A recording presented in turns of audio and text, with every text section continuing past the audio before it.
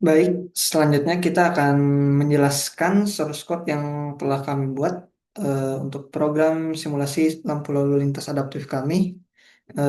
Ini saya juga sudah memberikan sedikit komentar-komentar agar lebih mudah terbaca ya. Dan kami menambahkan sekitar 15 support program untuk program ini dan itu sudah termasuk dengan program simulasi lampu yang versi pertama.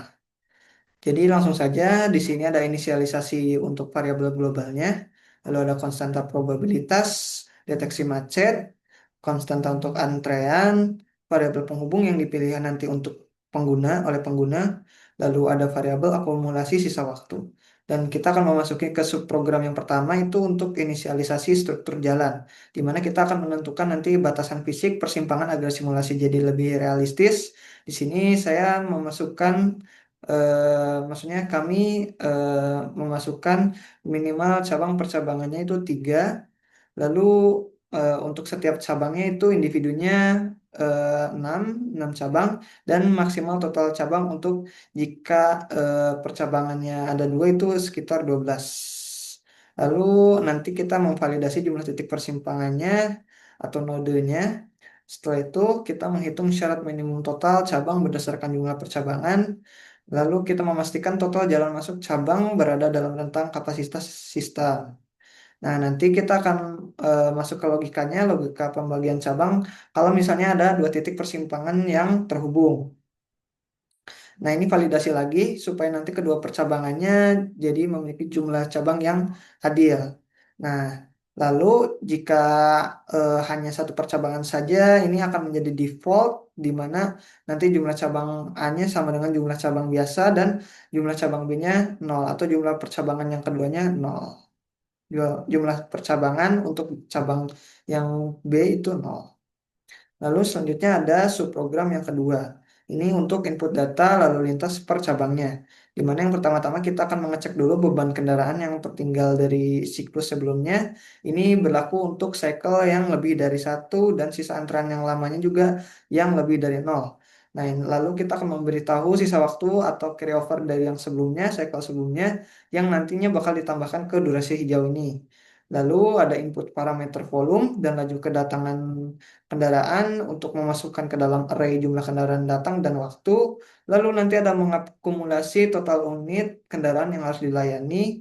Ini adalah berupa rumus total kendaraan input. Kemudian nanti kita konversi jumlah kendaraan menjadi barisan antrean berdasarkan lebar jalannya. Lalu kita print ini untuk info antrean total sekarang dan kita lalu akan mereset sisa antrean sementara untuk dihitung ulang di subprogram kalkulasi yang ada di algoritma perhitungan durasi hijau, hijau adaptif atau subprogram ketiga dan seterusnya.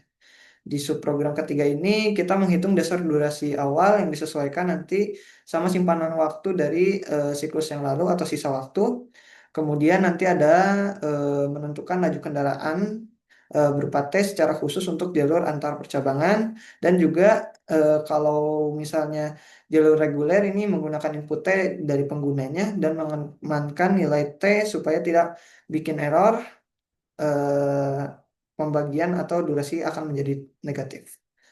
Kemudian kita menghitung beban kendaraan dalam satuan menit.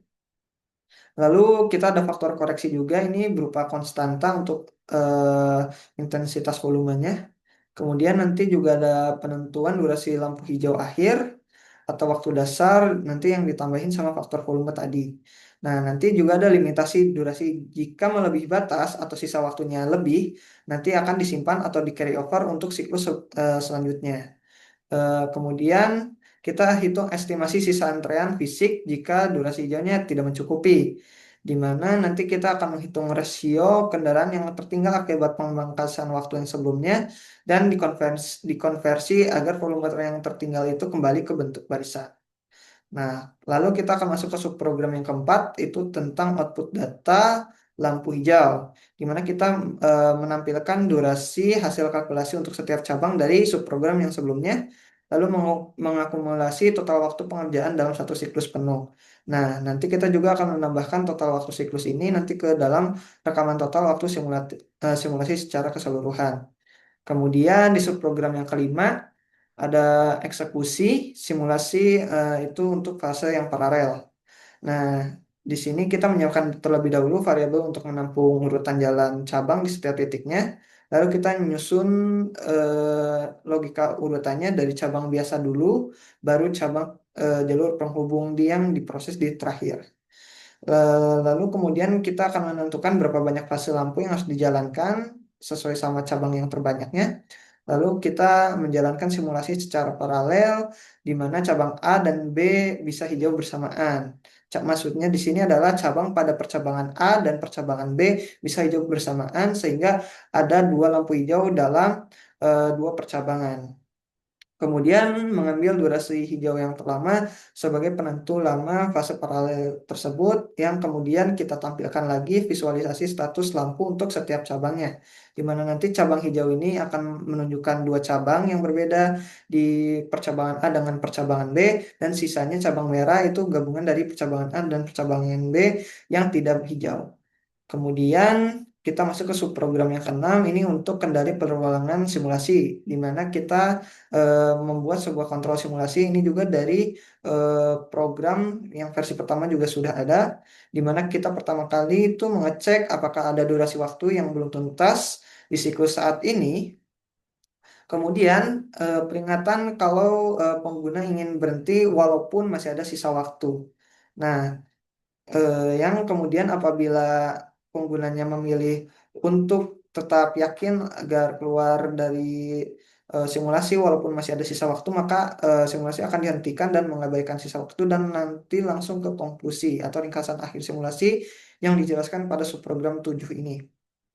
Di dalam subprogram ketujuh ini kita mengeprint dulu UI konklusi percobaan, lalu kita tentukan total waktu simulasi, sisa waktu, dan jika tidak ada sisa waktu maka ini akan keluar.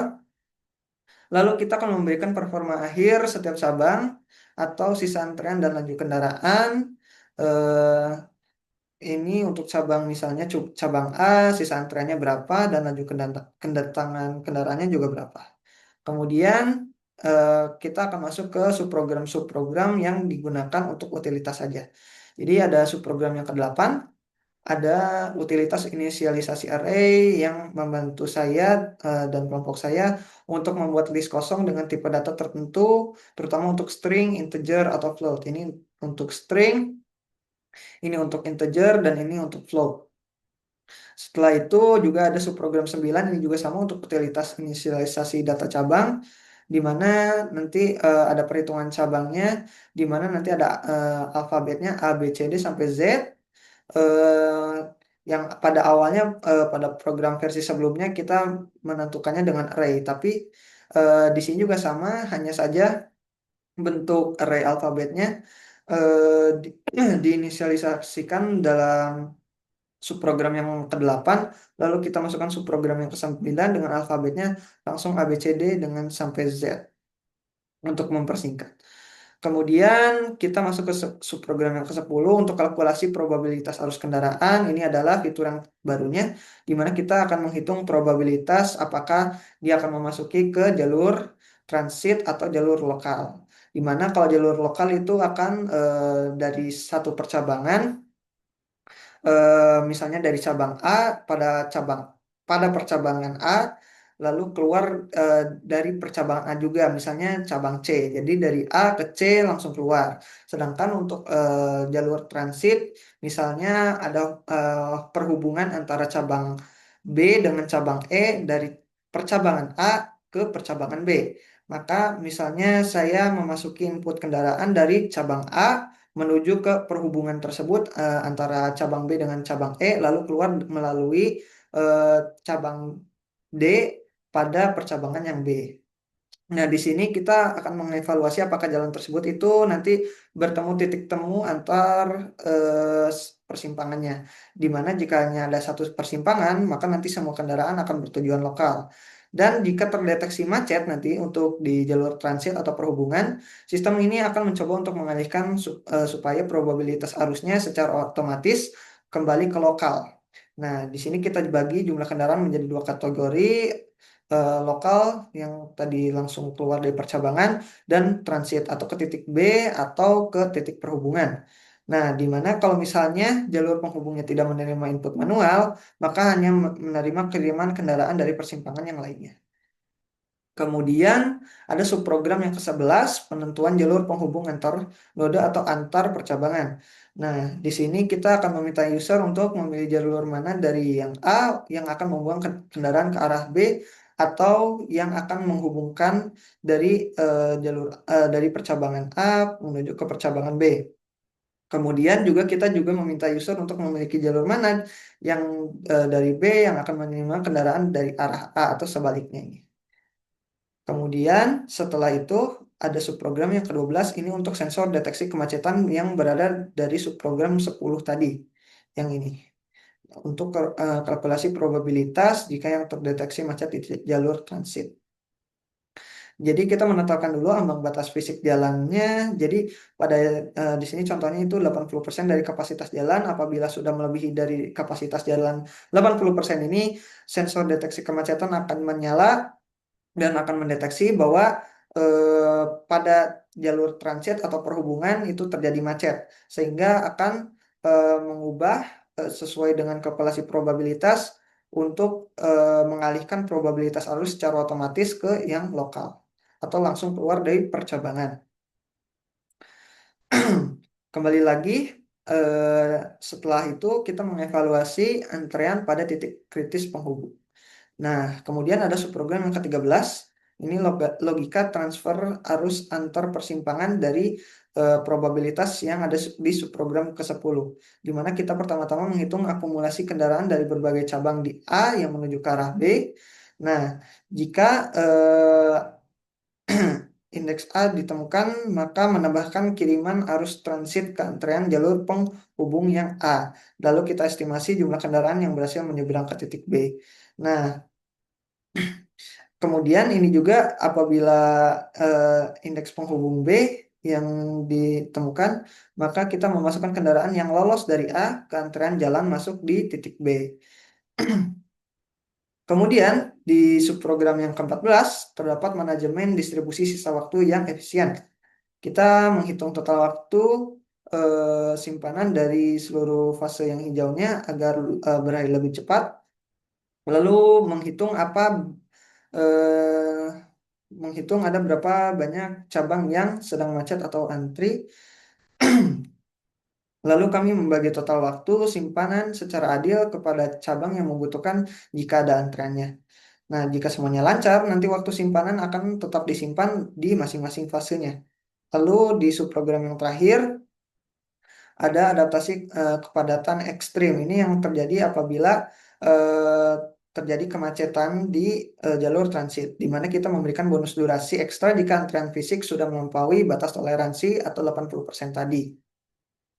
Setelah seprogram kita buat, sekitar 15 program, kita implementasikan ke main programnya, di mana kita menyiapkan struktur awal. Di sini ada inisialisasi array dan juga inisialisasi data cabang. Lalu kita menentukan konektivitas jika ingin mode 2 percabangan atau mode satu percabangan. Tentunya ini simulasinya fleksibel, jadi bisa memilih antara satu percabangan atau dua percabangan.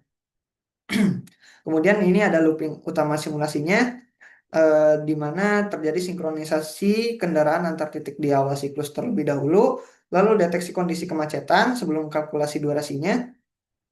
Apabila ada kemacetan dari cycle yang sebelumnya, kemudian ada proses pengambilan data dan penentuan probabilitas arus, kemudian nanti jalur penghubungnya ini akan diproses otomatis oleh sistem transfer, kemudian ada optimasi waktu, ini membagi sisa waktu siklus yang lalu dan memberikan bonus jika terjadi kemacetan di jalur transit, lalu ada kalkulasi akhir durasi hijau untuk setiap cabang.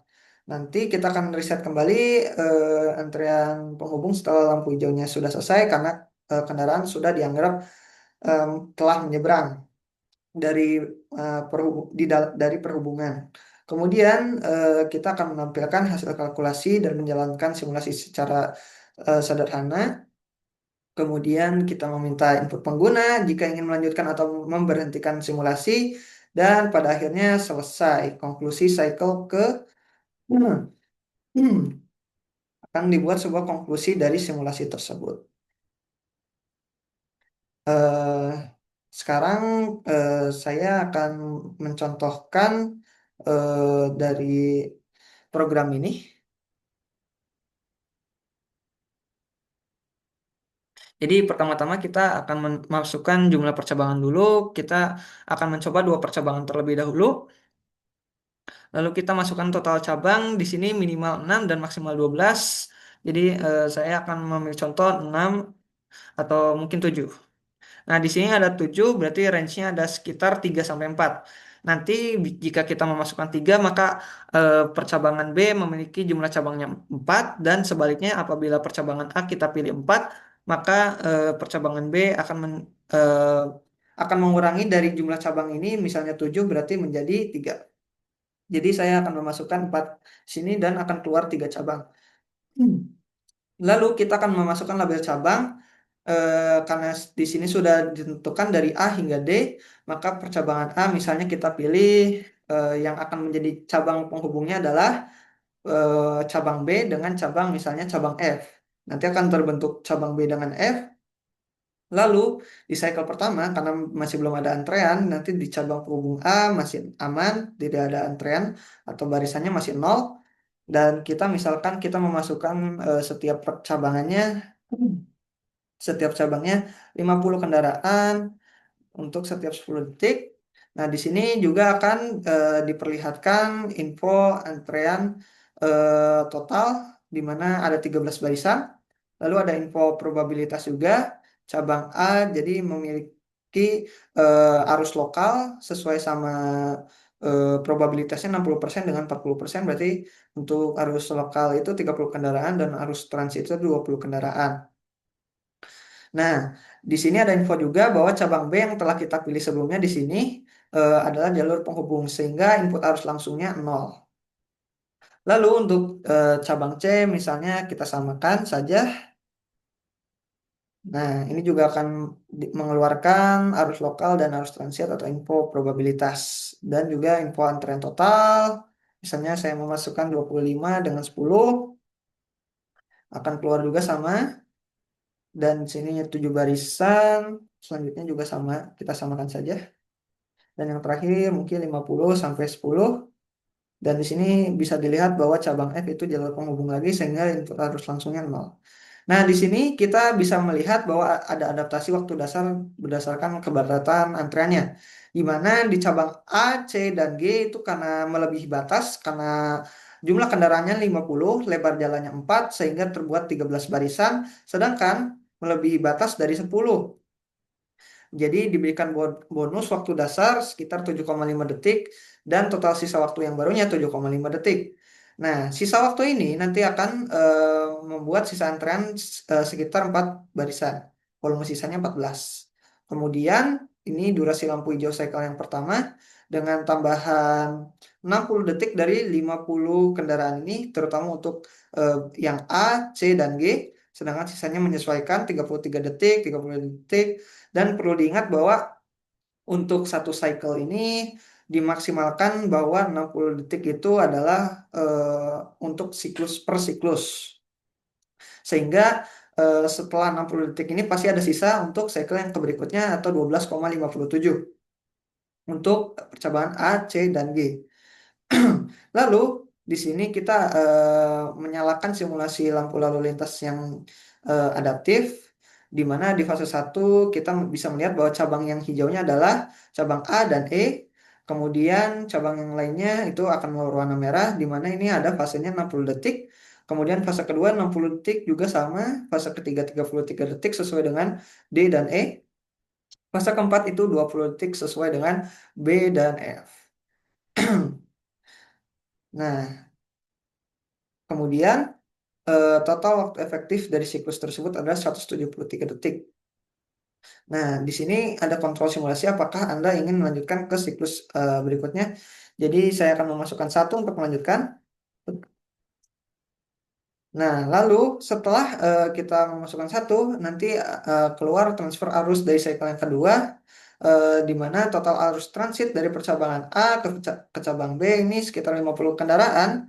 di mana di antrean B yang lamanya itu 0 dengan tambahan transit 13 atau antrean barunya jadi menjadi 13 dan beberapa volume yang lolos dari perhubungan sekitar 52 kendaraan yang akan lolos ke cabang F di siklus berikutnya. Nah, antrean F menerima dari A 13 tadi, jadi antrean barunya 13. Masalahnya, karena antrean barunya 13, sedangkan batasnya itu 8, dari tadi itu 10 kan, 10 batasnya itu 10, dan 80% ke atas itu sudah termasuk kemacetan. Kemacetan terdeteksi nanti akan di cabang perhubungan A. Maka nanti akan terjadi sedikit perubahan probabilitas. Misalnya kita masukkan 10 dan satu untuk mengurangi. Nah, nih, di sini kita lihat dulu bahwa antrean sisa dari siklus sebelumnya itu sekitar 4 barisan dan sisa waktu yang ditambahkan dari siklus sebelumnya itu 12,57 detik. Sekarang kita memasukkan kendaraan yang baru 10 dan satu, di mana antrean total sekarang 7 barisan dan karena deteksi adaptif maka macet terdeteksi di jalur transit sehingga probabilitas akan berubah. Yang awalnya tadi sekitar 60% dan 40% menjadi 75% dengan 25%, di mana arus lokal atau langsung keluar dari percabangan akan diprioritaskan dikarenakan bagian transit itu sedang terjadi kemacetan sehingga dikurangi probabilitasnya menjadi 25%. Seperti biasa, info untuk cabang B adalah jalur penghubung sehingga input arus langsung 0. Saya akan menyisakan untuk yang lainnya itu 10 dan satu juga. Macet terdeteksi 75%, 25%, dan seterusnya. Setelah itu, dapat kita lihat kembali distribusi sisa waktunya lagi. Dari bonus yang sisa waktu sebelumnya kita dapat 5,39 detik sehingga sisa waktu total barunya itu 17 detik 5 detik untuk setiap cabang yang sesuai. Lalu ini ada adaptasi lagi waktu dasar berdasarkan keberatan antrean di mana cabang B sekarang masih melebihi 13 tadi sehingga menambahkan waktu dasar 7,5 detik dan 7,5 detik.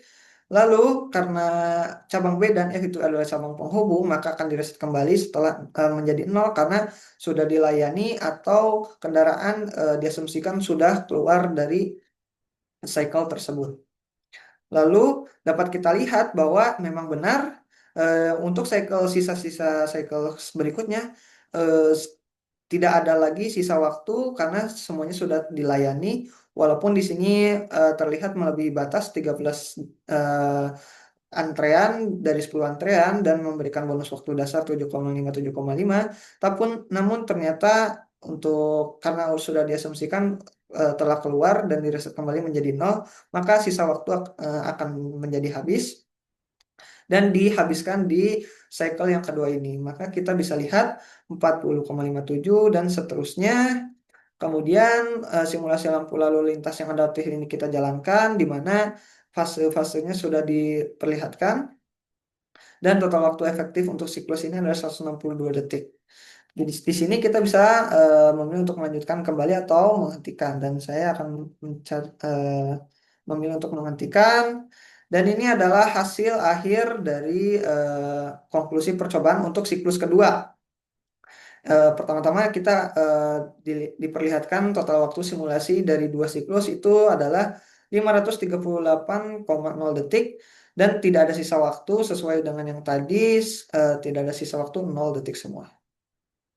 Nah, ini karena bersifat real time, maka dari cabang-cabang yang sebelumnya sudah ditentukan durasi lampu hijaunya dan laju kendaraan serta sisa antreannya, maka akan diambil dari data sebelumnya, dari data cycle kedua, di mana sisa antrean untuk cabang A itu sekitar 7 antrean, laju kendaraan, pembersihan kendaraan itu berkisar 0,93 kendaraan per menit, dan begitu seterusnya hingga cabang G. Lalu di akhir kita dapat melihat bahwa program simulasi lampu lalu lintas yang adaptif ini sudah dinonaktifkan ya. Jadi dan terima kasih telah menggunakan layanan ini. Nah, pada intinya begitulah program dari simulasi lampu lalu lintas adaptif ini. Kemudian satu contoh lagi